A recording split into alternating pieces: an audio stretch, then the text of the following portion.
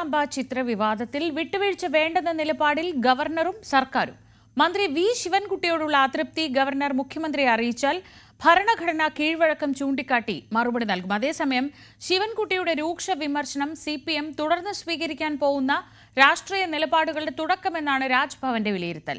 സർക്കാരുമായി ഒരു സംയമനത്തിന്റെ പാതയിലായിരുന്ന ഗവർണർ ഭാരതാംബ വിഷയത്തിലും ഇടത് സർക്കാരിനെതിരെ കടുത്ത നിലപാട് ഇതുവരെ സ്വീകരിച്ചിട്ടില്ല. പുതിയ വിവാദങ്ങളുടെ പശ്ചാത്തലത്തിൽ ഗവർണറുടെ തുടർ നീക്കങ്ങൾ എന്താവും എന്നതാണ് രാഷ്ട്രീയ കേന്ദ്രങ്ങൾ ഉറ്റുനോക്കുന്നത്. MG മിഥുൻ വിവരങ്ങളുമായി.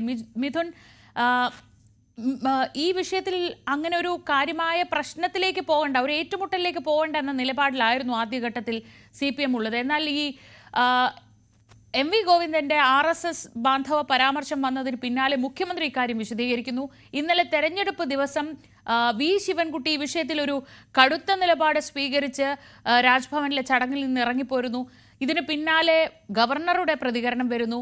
രാജ്ഭവൻ ഇക്കാര്യത്തിൽ അതൃപ്തി അറിയിക്കുന്നു. ഇനി പ്രശ്നം എന്താണെന്ന് വെച്ചാൽ രാജ്ഭവനിൽ നടക്കുന്ന ചടങ്ങുകളിൽ ഈ സെൻട്രൽ ഹാളിൽ ആ ഭാരതാംബയുടെ ചിത്രം ഉണ്ടാവുമെന്ന് രാജ്ഭവൻ ഉറപ്പാകുമ്പോൾ സർക്കാരിന്റെ ഭാഗത്തു നിന്ന് ഇനി എന്തെങ്കിലും ഒരു പരിപാടി ഉണ്ടെങ്കിൽ രാജ്ഭവനിൽ പോയാൽ എന്ത് ചെയ്യുമെന്നതാണ് പ്രധാനപ്പെട്ട ചോദ്യം.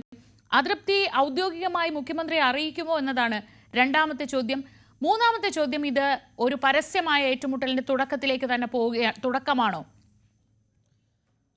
ശ്രീജ, തീർച്ചയായും അങ്ങനെ കരുതേണ്ടിയിരിക്കുന്നു. കാരണം മുൻ ഗവർണർ ആരിഫ് മുഹമ്മദ് ഖാനുമായി നിരന്തരം സർക്കാർ ഏറ്റുമുട്ടുന്ന ഒരു കാഴ്ച നമ്മൾ കാണുകയും ചെയ്യുന്നു. പക്ഷേ അർലേക്കർ ഗവർണർ സ്ഥാനത്തേക്ക് വന്നതിന് ശേഷം വലിയ രീതിയിലുള്ളൊരു ഏറ്റുമുട്ടലിലേക്ക് പോകാതെ ഒരു സമാധാന അന്തരീക്ഷമായിരുന്നു രാജ്ഭവനും സർക്കാരും തമ്മിൽ കാണാൻ സാധിക്കുകയും ചെയ്തു. കാരണം ഒരു കാര്യത്തിലും ഒരു ഏറ്റുമുട്ടൽ ഉണ്ടാകുന്നില്ല, അല്ലെങ്കിൽ അത്തരത്തിലൊരു വിമർശനവുമായി ഗവർണറും രംഗത്ത് വരാത്ത പശ്ചാത്തലം, മുഖ്യമന്ത്രി അടക്കം പല പരിപാടികളിലും പങ്കെടുക്കുന്ന അങ്ങനെ ഒരു സമാധാന അന്തരീക്ഷത്തിലായിരുന്നു കാര്യങ്ങൾ പോയിക്കൊണ്ടിരുന്നതെങ്കിൽ പിന്നീടാണ് ഈ ഒരു ഭാരതാംബ വിവാദം ഉടലെടുക്കുന്നത്. അതിൽ ആദ്യം CPI ആയിരുന്നു ഇത്തരത്തിൽ മന്ത്രി പി പ്രസാദ് പങ്കെടുത്ത പരിസ്ഥിതി ദിന ആഘോഷവുമായി ബന്ധപ്പെട്ടുള്ള പരിപാടിയിലായിരുന്നു ഇത്തരത്തിലൊരു വിവാദം ആദ്യം ഉണ്ടായത്. പക്ഷേ അത് ഇടതുമുന്നണിക്കുള്ളിൽ ചെറിയ രീതിയിൽ മാത്രമാണത് ചർച്ചയാകുകയും ചെയ്തത്. പക്ഷേ വലിയ രീതിയിൽ കാര്യമായ അതൊരു സംഭവമായി മുന്നോട്ട് കൊണ്ടുപോകാൻ CPM-ഉം ഒപ്പം തന്നെ ഇടതുപക്ഷവും അത് ആഗ്രഹിച്ചില്ല എന്നുള്ളത് തന്നെയാണ്. പക്ഷേ CPI അതിൽ നിന്ന് ഉറച്ച് ആ നിലപാടിൽ നിൽക്കുകയായിരുന്നു, ആ ഒരു വിഷയത്തിൽ തന്നെ എന്നുള്ളതായിരുന്നു നമ്മൾ കണ്ടുവന്നത്. പക്ഷേ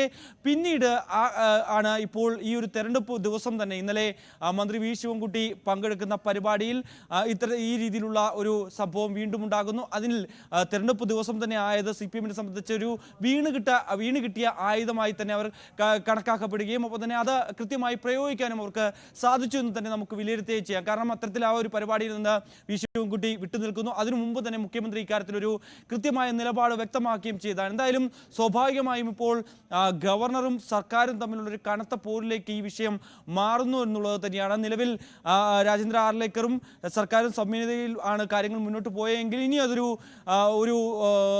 പോരാട്ടത്തിലേക്ക് കൂടി കടക്കുമെന്ന് തന്നെയാണ് നമുക്ക് ഈ ഒരു ഘട്ടത്തിൽ മനസ്സിലാക്കാൻ സാധിക്കുകയും ചെയ്യുന്നത്. എന്തായാലും നിലവിൽ രാജ്ഭവൻ കൃത്യമായ നിലപാട് വ്യക്തമാക്കിയിരുന്നു. മന്ത്രിയുടെ ഭാഗത്തുനിന്നുണ്ടായത് പ്രോട്ടോകോൾ ലംഘനമാണ്, ഗവർണറെ അധിക്ഷേപിക്കുന്ന നടപടിയാണ് മന്ത്രി സ്വീകരിക്കുകയും ചെയ്ത്. ഒരു ഘട്ടത്തിലും ഗവർണറെ അറിയിക്കാതെ മന്ത്രിക്ക് പോകാൻ സാധിക്കില്ലായിരുന്നു. പക്ഷേ അത്തരത്തിലൊരു നടപടി മന്ത്രി സ്വീകരിച്ചത് ഒരിക്കലും അംഗീകരിക്കാൻ സാധിക്കില്ല എന്ന രീതിയിലുള്ള വലിയ വിമർശനം രാജ്ഭവന്റെ ഭാഗത്തുനിന്നും ഉണ്ടാവുകയും ചെയ്തു. ഇക്കാര്യം സ്വാഭാവികമായും മുഖ്യമന്ത്രിയെ അറിയിക്കാനുള്ള സാധ്യതകൾ തള്ളിക്കളയാനാകില്ല. അങ്ങനെ അറിയിച്ചാൽ ഭരണഘടനാ കീഴ്വഴക്കം ചൂണ്ടിക്കാണിച്ചുകൊണ്ട് ഇതിനെ മറികടക്കാനാണ് സർക്കാർ ശ്രമിക്കുന്നതെന്നാണ് തന്നെയാണ് നമുക്ക് ഈ ഒരു ഘട്ടത്തിൽ മനസ്സിലാക്കാൻ സാധിക്കുകയും ചെയ്യുന്നത്. സ്വാഭാവികമായും വലിയൊരു മുന്നേറ്റം, കാരണം MV ഗോവിന്ദന്റെ RSS ബാന്ധവുമായി ബന്ധപ്പെട്ടുള്ള പരാമർശം അത് വലിയ തിരിച്ചടി ഈ ഉപതെരഞ്ഞെടുപ്പിൽ CPM-ന് നേരിടേണ്ടി വന്നിട്ടുണ്ടായിരുന്നു. അത് മറികടക്കാൻ വീണ് കിട്ടിയ ആയുധം അത് കൃത്യമായി പ്രയോഗിക്കാൻ സർക്കാരിന് സാധിച്ചു, CPM-ന് സാധിച്ചു എന്ന് തന്നെ നമുക്ക് നിസ്സംശയം പറയേണ്ടിയിരിക്കുന്നു. കാരണം RSS-മായി അത്തരത്തിലുള്ള ഒരു ബാന്ധവുമായി ഒരിക്കലും മുന്നോട്ട് പോകില്ല എന്ന് തെളിയിക്കുന്ന തരത്തിലൊരു സംഭവവികാസങ്ങളായിരുന്നു കഴിഞ്ഞ ദിവസം രാജ്ഭവൻ കേന്ദ്രീകരിച്ച് നടക്കുകയും ചെയ്തു. അപ്പോൾ മറ്റൊന്ന് ശ്രീജ സൂചിപ്പിച്ചതുപോലെ തന്നെ ഇനി നിരവധി പരിപാടികൾ രാജ്ഭവൻ കേന്ദ്രീകരിച്ച് നടക്കും. ആ സമയത്ത് സ്വാഭാവികമായും എതിർപ്പുകൾ ഉണ്ടാകും. മുഖ്യമന്ത്രി ഉൾപ്പെടെയുള്ളവർ പങ്കെടുക്കുന്നതിൻ്റെ